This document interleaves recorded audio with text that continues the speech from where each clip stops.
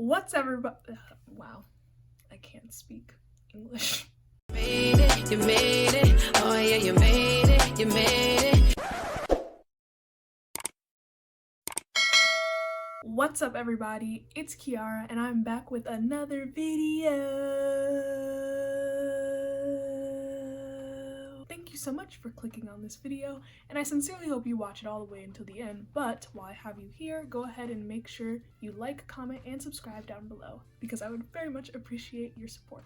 Without further ado, let's hop into today's video. I just want to put a few quick disclaimers out there before we get into today's content. First and foremost, everything said in this video, apart from a few places where I say like this is where I got this information from, besides that, everything in this video is my personal opinion and is based on my experience attending an Ivy League school. Secondly, I want to say that this video is in no way, shape, or form meant to be an extensive list of pros and cons. If I went through every single pro and every single con that I thought of about attending an Ivy League school, then this video would be entirely too long. So I'm just gonna give 4 of each, and these are some of the top ones that I could think of. For anyone who does not know what the Ivy League is, according to Wikipedia, and I'm actually just reading this directly from the website, the Ivy League, also known as the Ancient Eight, is an American collegiate athletic conference comprising 8 private research universities in the northeastern United States. The term Ivy League is typically used beyond the sports context to refer to the 8 schools as a group of elite colleges with connotations of academic excellence, selectivity in admissions, and social elitism. Its members are Brown University, Columbia University, Cornell University, Dartmouth College, Harvard University, the University of Pennsylvania, Princeton University, and Yale University. So basically these 8 schools are pretty well-known schools. They're known for being very like academically prestigious and just very elite, even though we're gonna hop into it a little bit today about whether or not that's what I think of them. But yeah, they're just considered to be very good schools that a lot of people end up applying to. I think I'm gonna start with the cons just because I kind of want to end this video on a positive note. So con number 1. I would say one of the biggest cons of attending an Ivy League school for me is that it's definitely not the typical college experience. And when I say typical, I mean like maybe if you have older family members who talk about things that they've done in college, or maybe if you've seen college depicted on TV somewhere. Going to the Ivy League is definitely not like those stories and experiences at all. We just talked about how the Ivy League is a sports conference, but I would say one of the big aspects that I know a lot of people look forward to when going to college is that they get to go to sports games and they get to show school spirit, and there's just like a lot of rallying around sports. And I would say I don't think the sports teams at the Ivy League are all that great. That's not to say that they suck altogether, but like compared to schools that aren't Ivy Leagues, I don't think our sports teams are all that. And a lot of people don't even go to like the games or anything like that. Another thing that I would say is that for people who are looking forward to like partying a lot, or just partying in the typical college sense of the word, I would say I don't think people who go to the Ivy League are like that at all. We still go to parties and we still like have a good time, but a lot of people are just more focused on schoolwork and more focused on like professional development and things like that. They still do go to parties obviously, but just like not as much as people who go to other types of schools. The last like sub point of this con that I would say is that a lot of the Ivy League schools just have like pretty small student bodies. So if you're looking to go to a school where you know, you want to be able to remain anonymous in some form, or like you want to walk out of your dorm room and like not be able to recognize anyone. None of the Ivy League schools are that kind of school. When we were back on campus, whenever I would leave my room, I would see people that I recognized all the time. The undergraduate, at least, student body for most of these schools tends to be pretty small. Con number 2, people who don't go to Ivy League schools think that I have like this really big head, or they think that I think I'm better than them for some reason, which I guess I can kind of relate to their thinking in that sense, because there are some people who go to Ivy League schools who do act like they're better than other people, and sometimes even explicitly say that they're better than other people, which I definitely don't agree with. I can definitely say coming back home after having attended an Ivy League school, people would treat me and talk to me sometimes in ways where I could tell that they like weren't really feeling me, or like maybe they thought that I was acting like I was better than them, or I was acting like I was smarter than them in some way. I don't really know. It's hard to explain. I think definitely other people look at you a little bit differently if you do attend an Ivy League school. I personally don't think your level of education is any indication of how valuable you are as a person, or like whether or not you're better than someone. We're all worth the same thing. We're all people. And for some reason, it seems like people who don't go to Ivy League schools think that I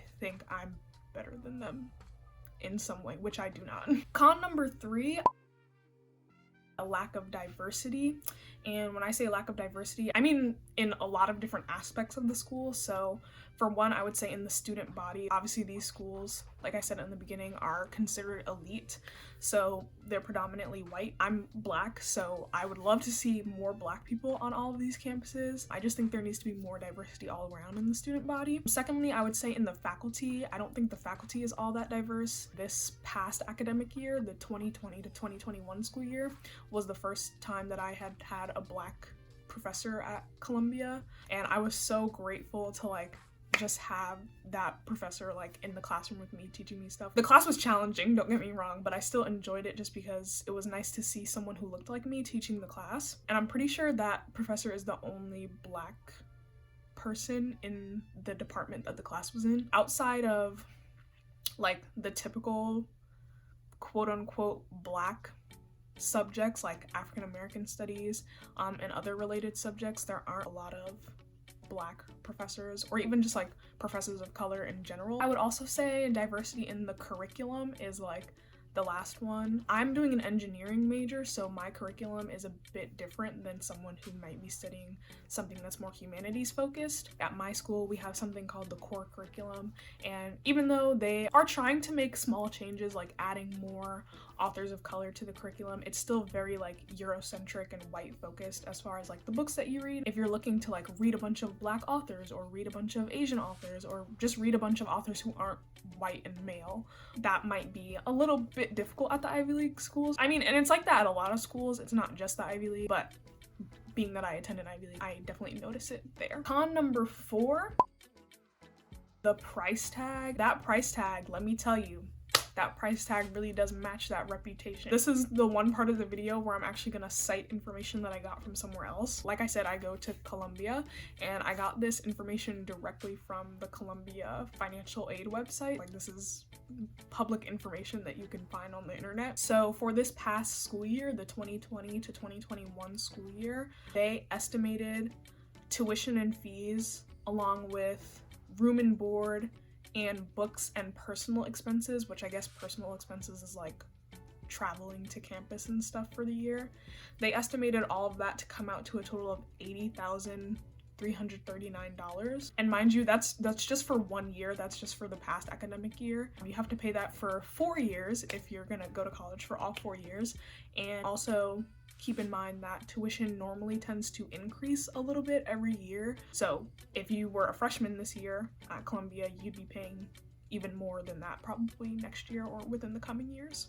All of this is just to say that the Ivy League is very expensive. Thank God for financial aid and Moneybag Joe, President Biden. I would really appreciate it if you would hurry up and cancel those student loans like you said you would. Yeah, I'm waiting patiently, please. At the end of the day, I think that education should be free. Like, there's absolutely no reason why any school should be this expensive. But I guess that's just the world that we live in, and you have to make do with what you can, so now we're gonna go ahead and move into the pros, because like I said, I want this video to end on a positive note. So pro number 1, you get to meet really great people from all over the world. A lot of the Ivy League schools are known internationally. I think that you get more of an opportunity to interact with people who aren't from the United States. And I think that I've been able to like really have a much more well-rounded experience by just not being surrounded by people who have the same background as me. That's not necessarily an experience that I would get if I had gone to my state school, or if I had gone to a school that mostly has American students enrolled. Pro number 2, very large and strong alumni networks. There are people who have graduated from my school who are literally in every single field that you can imagine. There are people out there creating new fields that, you know, didn't even exist before. I think it's really nice to just be able to have that connection to all of these people in different industries that can give you advice about, you know, interviews, how to find jobs, where to go next. If you want to go to grad school, they can provide you advice about recommendations, personal statements. It really does go a long way to just say like, oh, I went to college with this person. You know, even though, again, I don't think this is how it should be, but it really is true. Sometimes it's not what you know, it's who you know. And I think going to an Ivy League school really does give you access to a lot of people that maybe you otherwise would not have access to. Pro number 3.